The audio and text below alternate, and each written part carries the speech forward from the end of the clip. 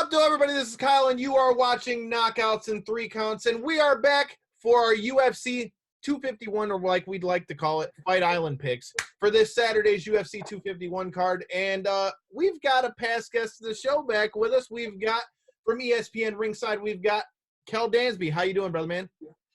Doing good. It's nice to stop in here and talk some, MMA with you, even though I had to rep pro wrestling by having the WWE referee shirt on. Hey, did you peep the shirt here? Shout out to the homies of Collar and Squad. Elbow brand. And that ain't even the best of it. It's got the back of it, too. You see that there, Pin? Get some. Shout out to Al Snow. Like I said, Al, I told you, you're welcome on the show anytime you'd like. But that's not why we're here right now. We're here for UFC 251 picks. Obviously, like we were talking about before we went live, man, the prelims, not a lot to talk about, at least in my opinion, on that one.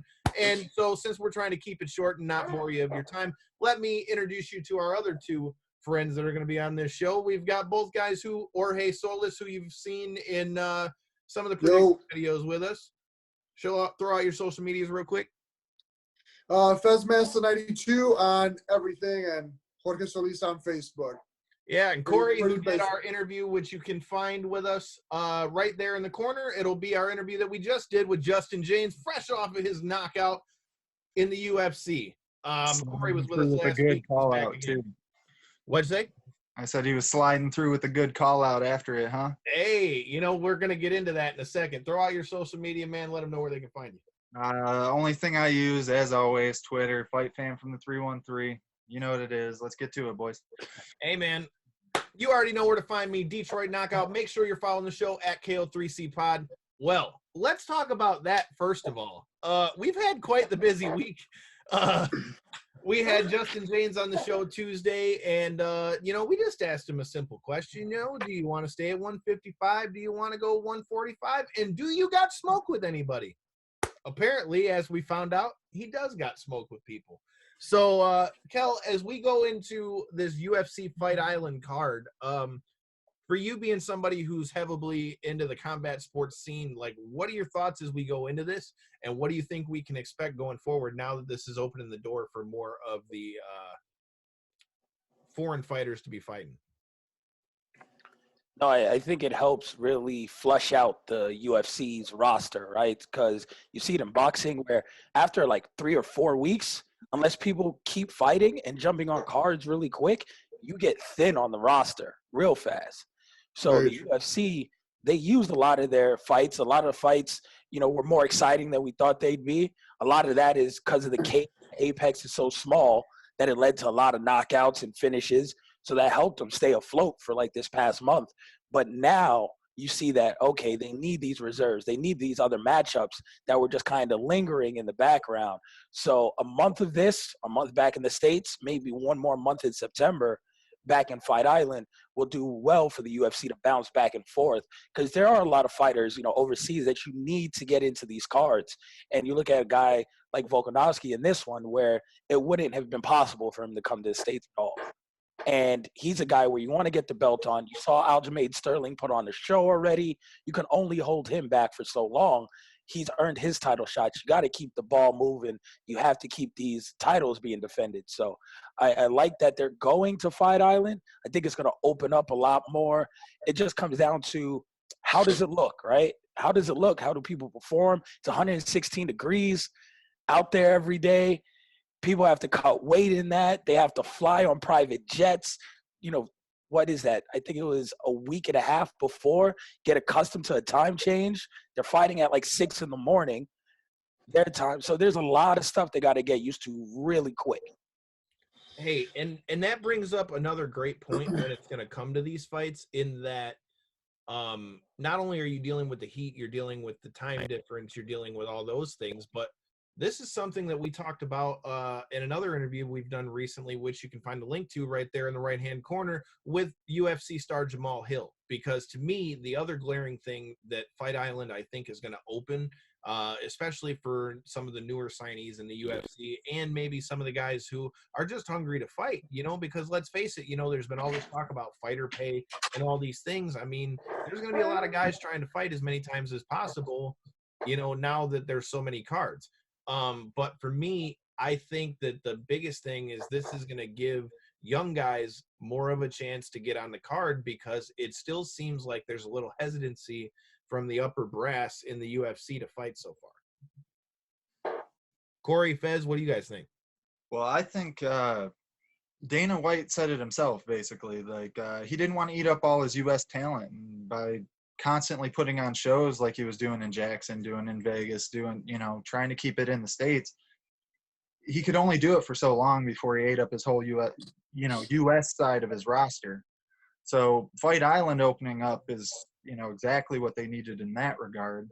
And I think you made up a real good point with the fact that they could alternate, they could jump back and forth to kind of fit fights in where they need, or they could even do, 1 week here, 1 week there, and get separate crews out there. I mean, it definitely opens up a lot of possibility for the UFC.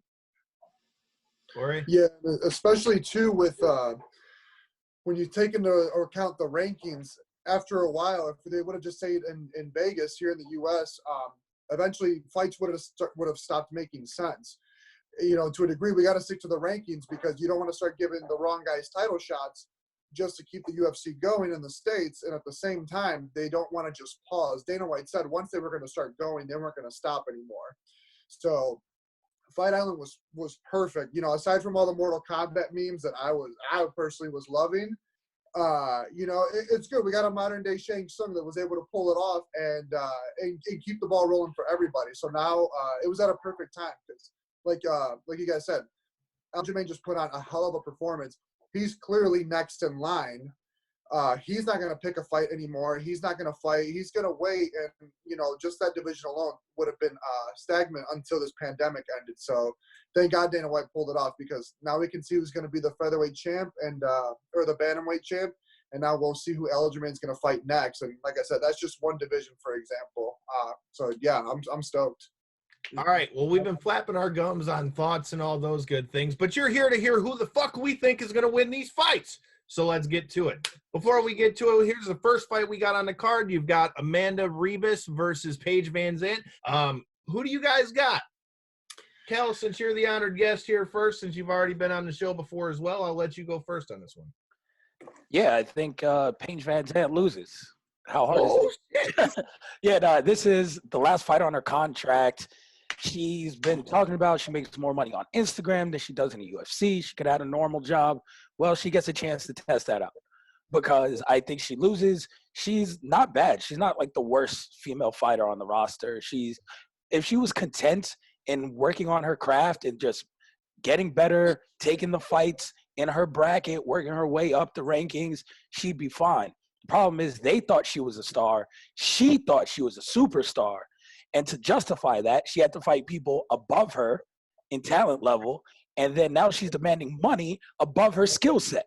So when those two things come and they don't mesh, they match her up with someone like Amanda Ribas, who's just going to beat her, because Amanda Ribas is 9-1 and more skilled. So they were like, okay, you want more money, show us that you can actually beat someone better than you. She won't. She'll lose. She's not going to go to Bellator unless they pay her a lot more. So she won't fight, and she'll do something else. She'll go and build houses on HDTV, or go and host a YouTube channel, something that'll give her more money than this, because she's stuck in that weird place that I don't think she can get out of. Okay, so how do you think Ribas wins? I'll give it to a decision. I'll have this going all 3 rounds. But I think Paige definitely shows some wear and tear. Like, Paige isn't going to leave this looking clean, or it's a 50-50 fight, split decision. I think it's going to be a dominant victory for Ribas, and Paige is probably going to cry, and they'll probably interview Paige instead of Amanda after the fight, and she'll cry and say, I love my time here. I'm so sorry I couldn't do better. And they'll try to, make her sympathetic and hope that she'll sign and stay, but I don't see it. All right. Corey, you're next. Who you got? Well, I think just because of the nature of the fight, the fact that it's the last fight on her contract for Van Zandt, I think she's going to make it a little more competitive than you're given in given her the props for. That being said, I still think Rebus is gonna win. I do. I mean, she's like dominant in every one of her fights so far in the UFC, and like you said, Van Zant is she's skilled, but I don't think she's up in the top levels of the UFC. And if you're putting her up with somebody who you genuinely think is in at least working their way up to that level, I think the bookmakers have it right with her being such a big underdog. But I could see there being a possibility of her pulling it off. But I agree with you. I think it's going to go all 3 rounds. I think they're going to both get a little bit of wear and tear because I think Paige is going to put a little more into this fight than she normally would, trying to get more out of her next contract, whether that be UFC or Bellator. But yeah, that's going to be my pick. All right. Rebus. So we've got 2 for Rebus by decision. Jorge, who do you got? I'm going Rebus too. Here's the thing. We've seen this numerous times. People with one foot out the door already talking about how other avenues pay them more. I mean, look, it happens to Woodley. Woodley's still, in the game, and he's even admitted the rapping, the acting has pulled him out, and we've seen it. We don't even see that Woodley anymore. So Van Zandt hasn't fought since January of last year, 2019. Which kudos to her. She beat Ostovich with an armbar in a really competitive fight. Rebus has been fighting since March of last year, 3 in a row since she entered the UFC. Won her first fight by submission, very decisive, and those other 2 decisions were pretty convincing victories. I mean, if you rewatch them, nobody was scratching their head at the end of those fights. So we got an up-and-comer that's hungry, that just got here, that's clearly here to stay and move up the rankings. And then we have Van Zandt, who's already got a foot out out the door, talking about how she makes more money on Instagram, doing other things, I'm going to give it to Rebus, obviously. I think Rebus pulls it off. I think she finishes her with a TKO on the ground somewhere. I think she's going to finish her because, especially with that being her last fight, Rebus is going to take that opportunity to make it even a bigger statement like, hey, you're not leaving, I'm retiring you, is how I think she's going to try to make that statement and make Van Zandt not even juggle possibly coming back. Very fair point. So for me on this fight, I'd like to think that Paige Van Zandt is gonna, like you said, put a lot into this one. That she's really gonna come in. We're gonna see the best Paige Van Zandt that we can see with this being the last fight of her contract. That being said, if I'm gonna pick who I think is gonna win, I think Rebus is gonna win. I don't know that she's gonna finish Van Zandt, but I think if anything, I'm gonna take Rebus by decision on this one. Next fight we got on the card, man. So we talked about how the prelims weren't so stacked. The main card, on the other hand, it's worth your money. It's juice to the gills. It is a roided card. Put it this way: I was playing Warzone last night with past guests of the show, Miles Jury, and we were talking about this. And one of his buddies were like, "Yeah, man, I would pay to see this one. This card stacked. This is one of those. I just had this debate at work today. A lot of people debate whether, streaming or, paying for the pay-per-view. When it's a card like this where it's all going to be great and we're in an era where everyone's talking about, how much fighters are making and things, I got no problem paying for a card like this. 100%. So, I don't know. For me, I'm looking forward to it. And it's proof positive of how stacked this card is by the next fight on this card being the rematch between Rose Namajunas and Jessica Andrade. So, I don't know. I'm going to go first on this one. I feel like I watched UFC Unfiltered the other day with Matt Serra and Jim Norton. They had Rose Namajunas on there. Listening to her talk, she went back to her original coach, which she felt was very needed. And said she felt it was refreshing and that it's opened up things in her game, like with her Kimura, that, she feels like hasn't evolved in 6 or 7 years. To me, it just seemed like she was very re-energized and rejuvenated. And let's face it, dude, the name Thug Rose is not a moniker. She gets in there and scraps, dude. And I feel like a motivated Rose Namajunas is a dangerous animal. Not that Andrade isn't, but if I got to pick one in this one, I feel like Rose has got something to prove. I'm taking Rose Namajunas, and I'm going to take her by the decision. I'll go next. No, I think Rose wins as well. So going into the first fight, I thought Rose had the advantage, right? Because it was a 5-round fight. I thought Andrade would get tired, and Roy's, cool. Then Rose will outlast her. So Rose started how I thought. I thought she had the hands advantage, and then she ended up in the clinch, got slammed. Good night. So I don't think you pull that same move twice. We haven't seen that same move before. So that was a great performance by her, but I still think Rose is the better fighter. You add that this is no longer a 5-round fight. You don't have to pace yourself. And Rose just has to win 2 of the 3 rounds, not 3 of the 5. And I think as long as Rose can avoid a monster slam, avoid getting knocked out, which I think she can do both, she's going to take the decision and then put her name right back at the top for a title shot. And I think she's the next one up if she wins this. I don't know who else goes. I don't think Tatiana Suarez is healthy yet. That would be my pick for like the next title shot. But Tatiana had the surgery, and I'm not sure if she's healthy now or will ever be healthy again. So I think Rose can put herself in that title picture again. I think she gets the win by decision here. She gets a convincing win. I don't really see how she doesn't fight for the title next. Well, I think, like you said, just numbers-wise, I mean, if this is what number 1 contender versus number 2 contender fight, Tatiana, I believe, is 3. And I just don't think she has the name value yet that the UFC would put her in a title fight. I think she still has to get one more under her books before they'd go her way. But that being said, according to the rankings they got on UFC.com, they've got Andrade at number 1 and Rose is number 2. Yeah. So that being said, I mean, that first fight, it's a clear indicator, but at the same time, I mean, Rose was doing so well in that first fight, but the fact of how it ended so abruptly and the fact that she kept going to the same defense, and even though she's seen that it wasn't quite working 100% and still went back to it, kind of makes me nervous.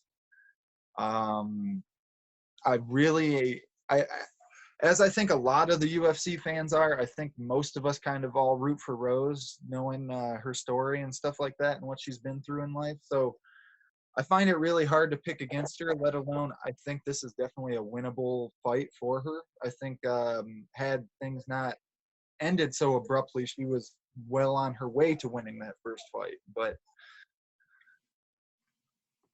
I'm hoping Rose doesn't get caught, and I think that's what's going to happen. So I am going to go with Rose by decision. But that being said, it wouldn't surprise me if Andrade was able to pull it off again. She's just such a little tank for that division.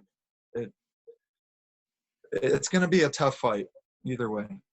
Well, I thought I was going to have to tell you to shit or get off the pot literally, because before we went live, I thought you were in the shitter, but he made his pick. Jorge, you're last up. Who do you got, and how are they winning? So here's the thing. They're taking a shit, and it ends.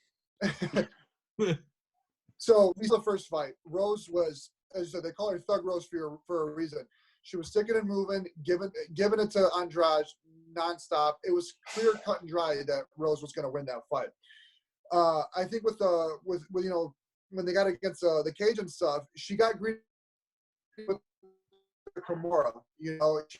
Everybody knows that. Everybody that trains knows it's such a powerful grip. Oh man, you don't want to let it go. Hold on, is it clear now? Yeah. All right. So yeah, the first fight, it was clear that Rose was winning. She got a little greedy with that Kimura grip, didn't want to give it up. We've all been, anybody that's trained has been there. You get that lock, you feel how powerful it is. You don't want to let it go. She went back to her roots, went back to her old coach. I'm sure she not only adjusted that, she's gotten smarter with her game overall. Look who her husband is, Pat Perry. You're talking about a woman that literally buzzed her hair because my hair got in the way. I want no obstacles when fighting because I'm a fighter. That's what matters. I think she's going to come out there. I think she's going to bring it even harder, and I think she's going to win a very, very decisive decision. We've seen Andrade fight Wei Li and just got made an example of in the first round. I think Rose takes this fight and takes Wei Li next for a title shot. So I'm just going to throw this out there before we go to the next fight. But yeah, she cut all her hair off, and is one of the few women that I feel like can pull off a buzz cut because I don't know. Call me crazy. I know her nickname is Thug Rose and all, but Pat, you're a lucky bastard. Anyway. Now, real quick before you move on, I think if Rose loses this fight, I think she retires. Really? I agree. I Yeah. agree with that. Okay. So I think if she wins, she goes for the title. I think if she loses, just hearing her story over the past year and a half, believe it or not, she's still really shaken up by like that bus incident with Connor. That took a lot out of her. I think if she loses this, she's just happy walking away.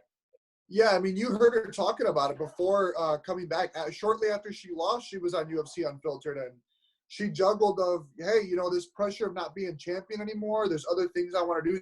She's still very young. Yep. You know, they've talked about kids and stuff. Like, I agree. If she loses this, especially if she loses this convincingly, I don't doubt she would walk away completely. And she'd have every right to. She's been champ. She's proven her point. She's had amazing wars with Joanna. She's got nothing else to prove after this. No. Corey, if she loses, is she retired? Depends on the fashion. If she loses split decision that, you know, refs fucked her or something, you know, something ridiculous like that, not necessarily. But yeah, if she gets slammed on her head again, she's out of the game for sure. I mean, like you guys both noted, she's done a lot of interviews stating the fact that she didn't even know if she's going to come back from you know, her last fight. So if she was to lose twice in similar fashion, yeah, I don't see her coming back. All right.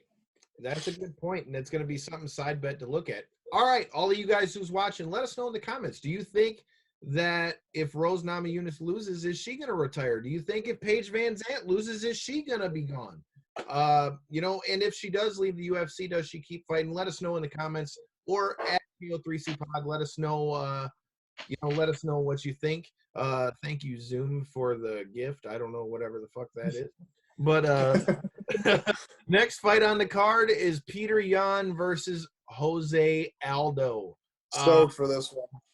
I am very excited for this one too. We got to see him fight here in Detroit against the champ, Max Holloway. All right. Ore, you go first this one. Who do you got? So the clear one is Peter Yan, you know, up and comer. You know, he's already made his statements about, you know, he put out an older Uriah. He's ready to retire, you know, another veteran of the game. But here's the thing, man. Jose Aldo's game, no matter what, he's always been game. There was there was a lot of controversy over his loss to Moraes. I thought Aldo pulled it off.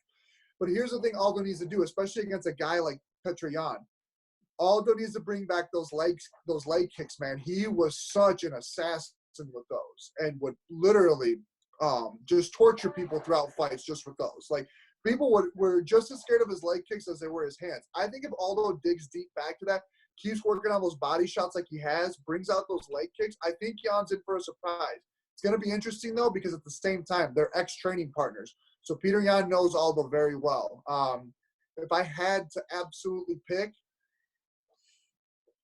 I'm rooting for Aldo, but I think Yan will take it by decision. All right. Kel, who do you got? I have Yan winning this, and I just point at the record. You go back to 2015 before the McGregor fight. Since right before then, you have Jose Aldo. His record is 3-6 in the UFC.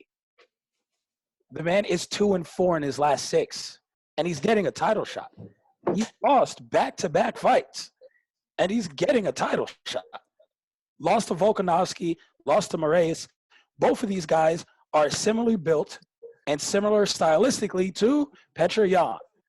So it's not like he's losing to people who are long, rangy, Conor McGregor-like strikers.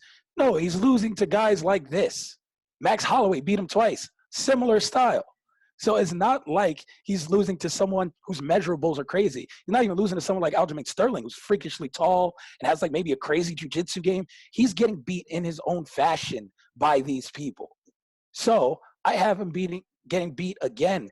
You mentioned the leg kicks. He hasn't been that Jose Aldo since 2014, maybe the first fight of 2015. And it comes down to not age, but mileage. So people see these leg kicks and they see the damage they do to other people without realizing the damage they do to the legs of the man throwing them. 100%. So he had a decade worth of throwing the most lethal leg kicks the game has ever seen. And then his legs couldn't take it. Here's So one for you, Kev. he didn't chop down Connor. He's not going to chop down Jan. Connor's leg was right there. And granted, he had no time, but he knew he had to rush. When you know that you're not the same, you have to evolve. And he's evolved past leg kicks because he can't do them anymore. Yeah, very good point. About that. You talk about how throwing so many leg kicks, just as damaging on the person throwing them. You mentioned Peter Yan and the Uriah Faber thing. How many times did he kick Uriah Faber in the fucking leg? How many times? Always getting kicked in the legs. I feel like everyone kicks Uriah in the legs. Yeah, that was the first time I've really seen leg kicks like cripple somebody to where they like couldn't stand up anymore. Aldo did it to him. That's what I'm when they fought. Did it to Faber. Yeah, That's WEC, yeah. That's my point. We're talking about Aldo not being able to throw kicks. Just to give you an idea on how much he threw kicks, look at the Faber fight and think about he threw that many kicks against him, and that was such a staple of his game. How many leg kicks has that man hit somebody with? Or how many those leg kicks in fights or in training were checked? Yeah, his 100%. Shit got beat the fuck up. Not to mention, dude, just a little side note. Aldo was a pro soccer player before he was an MMA fighter, so he came in with some miles on his legs. Coming from a soccer background myself, trust me, you get leg kicked in those games sometimes. All right. It's a lot of wear and tear, man. A lot of wear and tear. Yeah, lots. Well, since I was flapping my gums, I'll make my pick for this one. I'm gonna go wild card. I don't necessarily believe in this one with my mind, but my heart's saying the otherwise. I'm gonna go with Jose Aldo. Don't know how, but I just think he's going to catch him with some kind of knockout. I'd be happy if Aldo won. I would be very happy. Like I said, this was more of a heart pick than who do I think's going to win. I think all you guys are forgetting that, just 3 years ago, before the whole Holloway reign had started, that Aldo was considered one of the greats. I mean, he was up there. There was nobody. Nobody said he was one of the greats. He held on to the belt for how many years? I agree. Decade, right? I agree. He hit a rough patch, but I think most of that was Holloway, and that's kind of what brought that upon him, and I think why he changed weight to begin with. If he can pull this off, he's going to be one of the few UFC fighters to ever, whether it was at the same time or not, hold two belts in the UFC. So I mean, that being said, he has the ability to really pull off some history making stuff here. But I don't know if Petr Yan's the person to be able to do it against. That's a tough fight for a freaking Aldo, man. That really honestly is. I don't know. Shit or get off the pot. Who is it? You were flapping your gums. I was sitting here quiet. Just talking shit. I had to do it, dude. Planned out in my head on how it's gonna go, making it sound. Ruined his groove. But that being said, I think Jan's probably gonna knock him out. I think he's probably gonna catch him slipping. While Aldo's in his recent fights has been doing nothing but trying to counter people, and I don't think Petr Yan's the person to try to play a counter game against.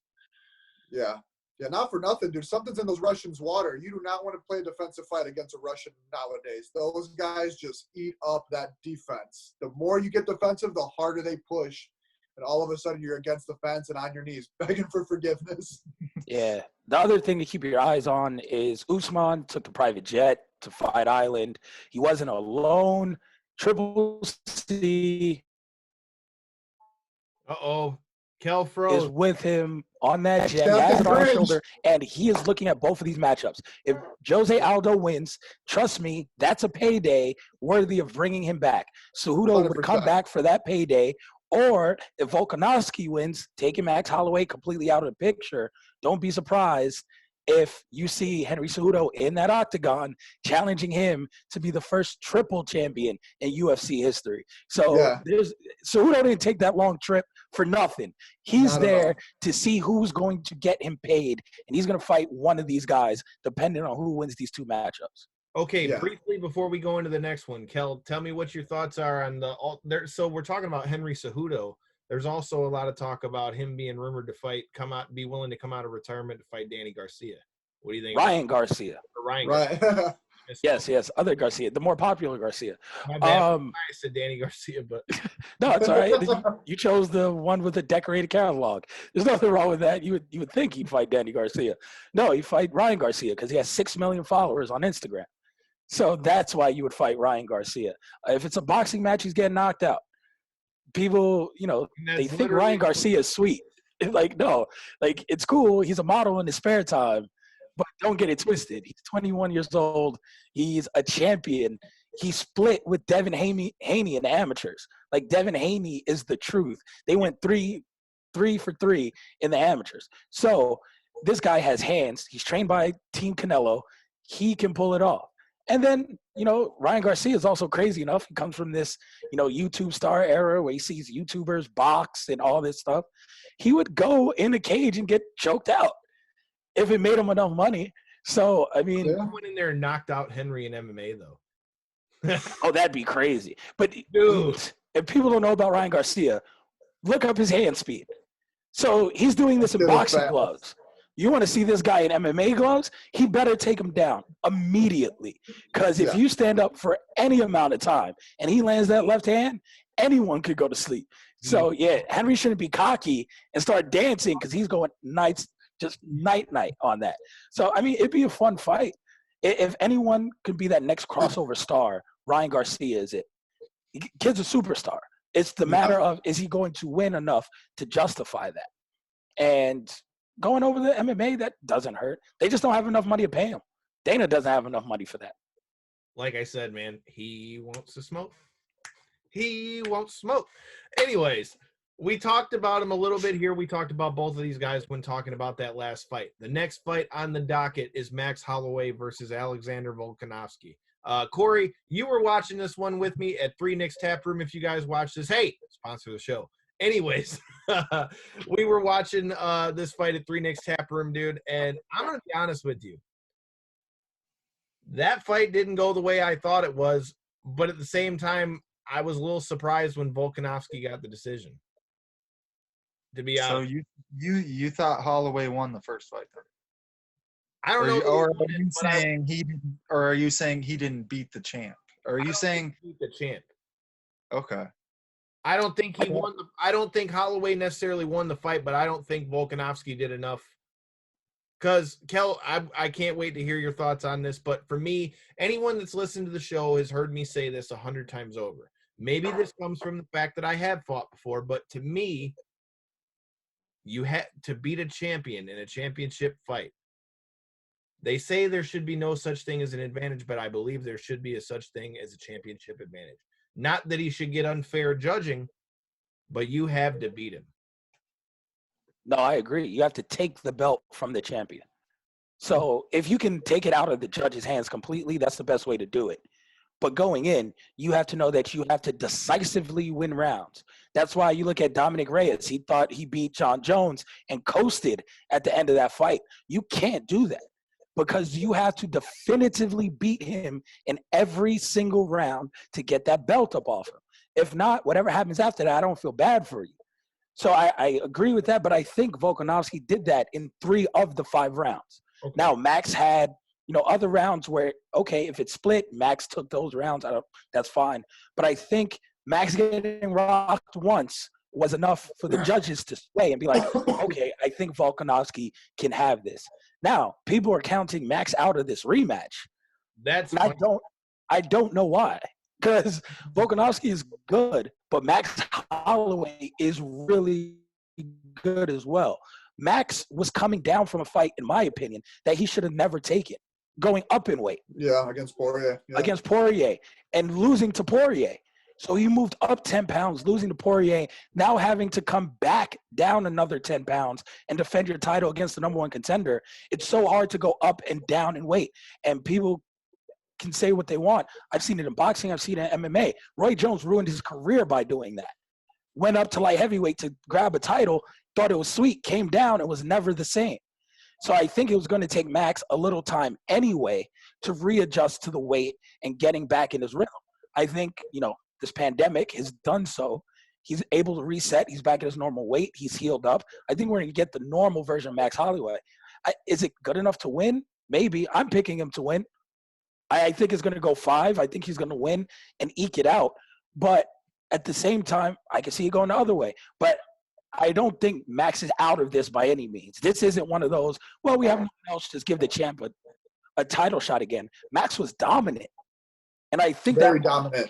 There. Max Holloway's 28 years old. Like, that's crazy.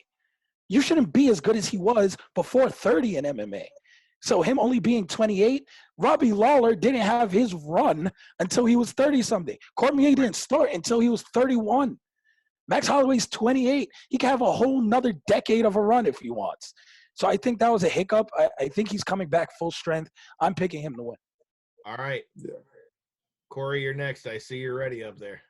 Yeah, I got a couple good points with the whole Holloway thing. I think so. I think a real telling sign, if you go back and watch that first fight, is the fact that I agree that Volkanovski won. I think he won 1, 2, and 3, lost 4 and 5, and now that's where this going into the second fight really plays interesting to me. Is how much did Max actually start to figure him out in that first fight? And is that what ended up kind of changing the pace of the rounds, or was it just that Volkanovski was starting to, fade a little bit in the championship rounds? That being said, I think Max is a true great in the 145 division, and I think even though Volkanovski did a really good job dealing with his range and dealing with his combination punching the first time, I don't know if he's going to be able to stop that again the second time. Especially he's been coming out talking about how he wants to get a stoppage so he can lose that feeling from most of the fans that Holloway is still the champ and he's just holding on to the belt for now.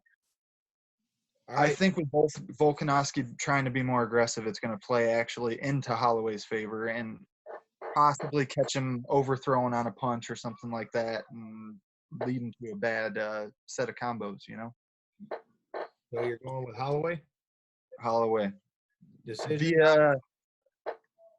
Via decision. Volkanovski's really hard to finish. I don't see that happening necessarily, and he's got cardio, so I see decision.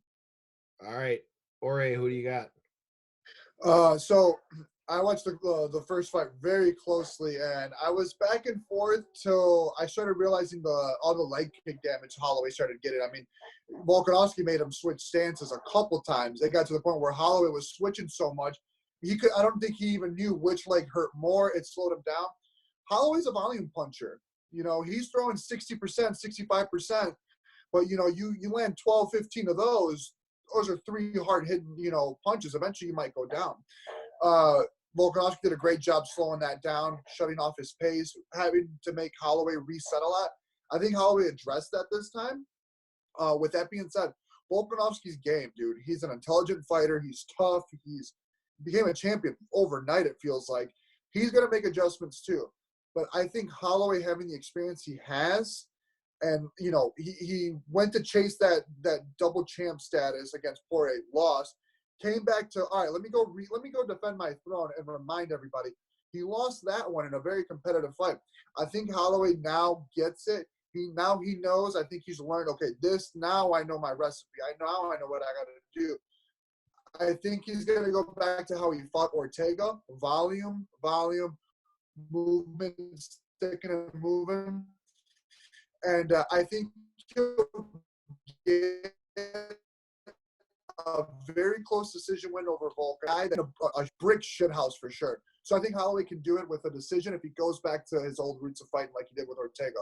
Just putting the volume on a guy like that that's probably not going to get knocked out if you go for it. All right. So for me with this one, I hate to be a follower on this one, but I'm gonna I'm gonna follow the trend that's going around this Zoom call right now. I think that Max Holloway, first of all, Max Holloway's got to sit because to go fight Poirier at 55 and then come right back down and fight at 145 against the number one. Was he the number one contender when they fought? Yeah. I believe so. And fight the number one contender at 145 after you just had a war of a fight at 155 shows that you don't give a fuck and you're not a paper champion. So first of all, I give respect where it's due to that. But like you guys said, for me, I think, he's kind of realized like, hey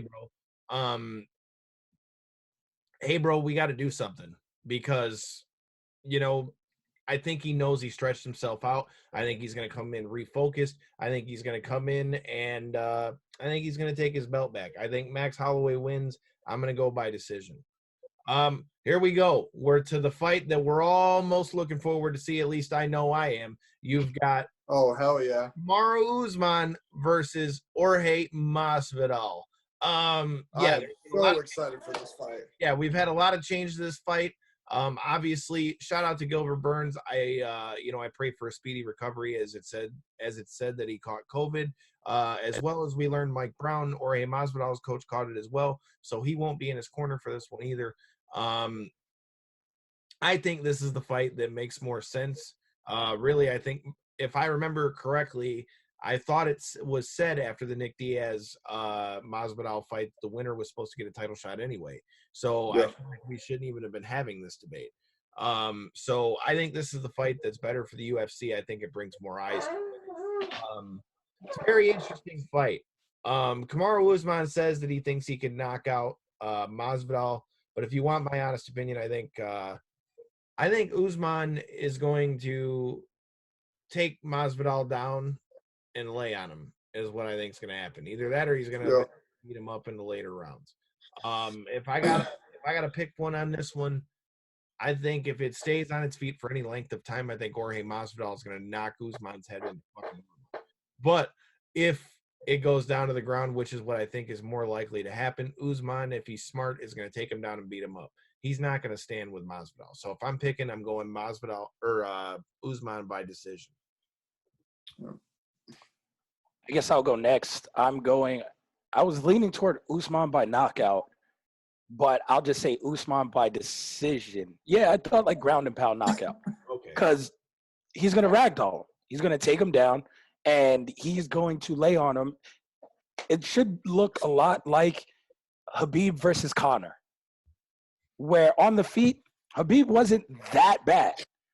Like, he wasn't great, but he wasn't getting crushed. And Usman's the same way.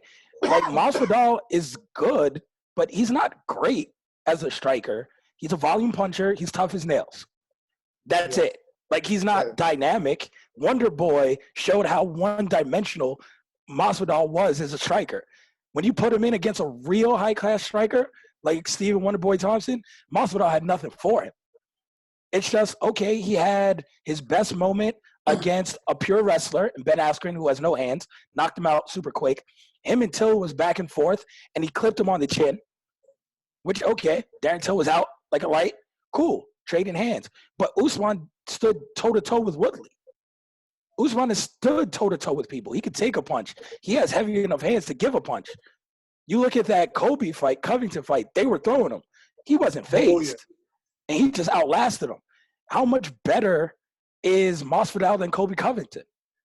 If we're just being objective. Like, as a likability, as a character, maybe the gimmick is better. But yeah, he fought Nate Diaz. Cool. Nate Diaz. Like, it's not like his track record has been all that great. So this is a huge step up in competition for him. And for Usman, I think this is just another guy in line. So I see Usman just taking him to the ground, beating it up, and Masvidal will get stopped because he'll stop blocking punches. That's how I saw it. He will make it so boring for Jorge Masvidal that Masvidal will hate being in there. Masvidal will curse him out, tell him stop taking him down. That's not how a real man fights. Call him every name in the book, but it's not going to matter. He's going to get taken down to the ground, get hit with elbows, get hit with punches. He's going to be tired of being in there. Can he do that for 25 minutes? I don't know if Masvidal wants to be in there 25 minutes just getting punched in the face. Do you think if he does, then it's a decision. Do you think there's any validity to the statement that Masvidal's gotten in Usman's head at this point? Because, you know, Usman looks pretty fired up, and you and I both know from covering so many fights, man, that if somebody gets pissed off, they can be drug into trying to fight on their feet. And for me, that would be Masvidal's only chance. Not that I think Usman's going to lose this fight, but I wouldn't be shocked if they trade a little bit. No one's in his head more than Kobe Covington was. He wants to knock no one out more than he did Kobe Covington. With the MAGA gimmick and everything else, that was it. So if that didn't work, I'm not worried. Don't run in. Don't put your head down when he runs at you with a flying knee. Outside of that, let the chips fall where they may. All right. But you also seen when Covington kind of pissed him off and got him on edge a little bit. Look what happened that whole fight. They didn't wrestle a bit. No. Yeah. So that's true. He showed he had a jaw. He has a chin. No, he absolutely. I'm not taking nothing away from that. But the point I'm trying to make with that is, if you can get in Usman's head a little bit, and if you can kind of get in like I said, get in his head, you may drag him into a stand-up fight. He very well could, want to prove a point against somebody like Masvidal. Kobe Covington's an All-American wrestler. He's not a striker. Covington is an All-American wrestler, one of the best wrestlers in the world. I don't think he ever was going to wrestle him. Leading into that fight, though, they were both talking about who was going to be the better wrestler, and I think both of them kind of got in each other's head, and that's what made it a stand-up fight. I think Masvidal can't wrestle anywhere near Woodley, Covington, like any of those guys. So Usman didn't take them down because they're great wrestlers. Like, say what you want about Woodley, he doesn't use his wrestling, but the man's all-American wrestler from Missouri. Like, it's hard to wrestle those guys. So you stand in trade and you say, my mediocre stand-up is better than your mediocre stand-up. Here, he's going against a guy who's in the backyard who hasn't wrestled since high school. It's a whole different world. Well, don't forget Usman against Woodley. He got him down a few times, and you got Woodley that trained with Ben Askren, and that's a fucking Olympian right there. Say what you want about Askren as an MMA fighter. He was an Olympic athlete for the United States of America. He went against the best wrestlers in the world. Woodley's training partner. Woodley himself, NCAA, All-American, savage. I mean, look at him. That dude looks like he was made in a lab. Black belt in Brazilian Jiu-Jitsu. We've seen how he finished off Till. Usman still got him to the ground, held him there, didn't stop. Say what you want about those little punches. Kyle, those add up, do they not? Look, I'm just going to put it here.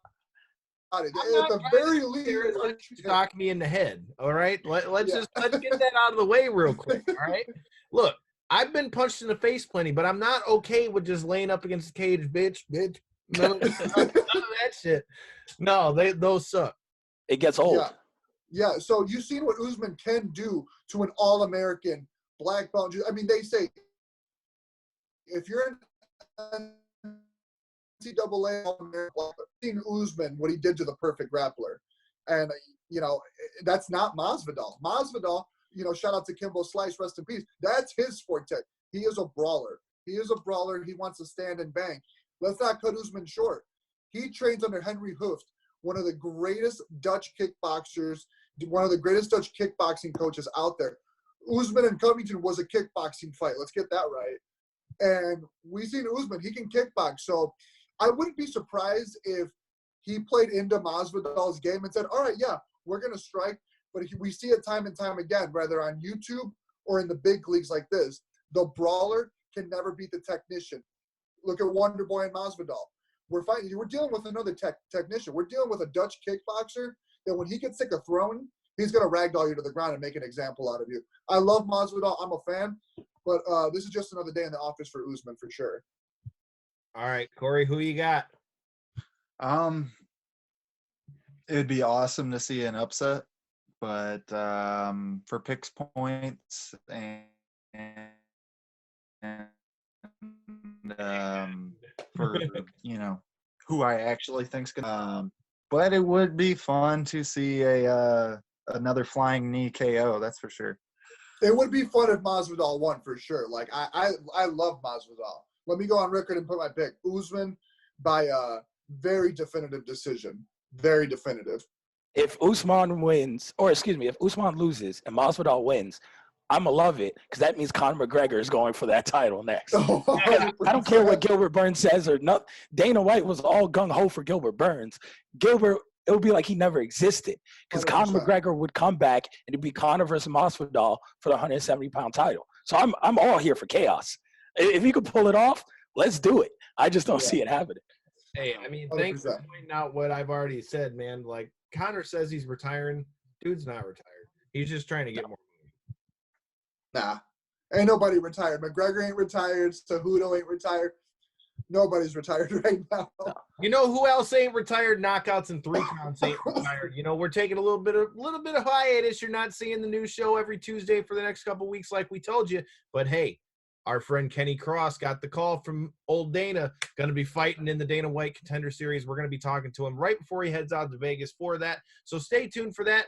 Make sure if you're checking this out, hit that subscribe button. Make sure you don't miss out on any of the great interviews. Like I said, there's one with Justin James, Jamal Hill, Miles Jury, all kinds of that stuff. And let's hope that COVID can not get in the way of the fights. As we already saw, they pushed back Bellator's fight because of that. Here's our picks for this weekend's UFC 251. Kel Dansby, thanks for joining us again, brother man. We appreciate you. Make sure you check out their podcast, the Corner Podcast, and check out the homie at ESPN. I mean, we try to tell you. Appreciate it. Hey, man, and you can follow the show at KO3C Pod on Twitter and Instagram. Make sure you follow me at Detroit Knockout. Corey, your social media is in the description. Fez, your social media is in the description. Until next time. And in the in-between time, fuck your couch.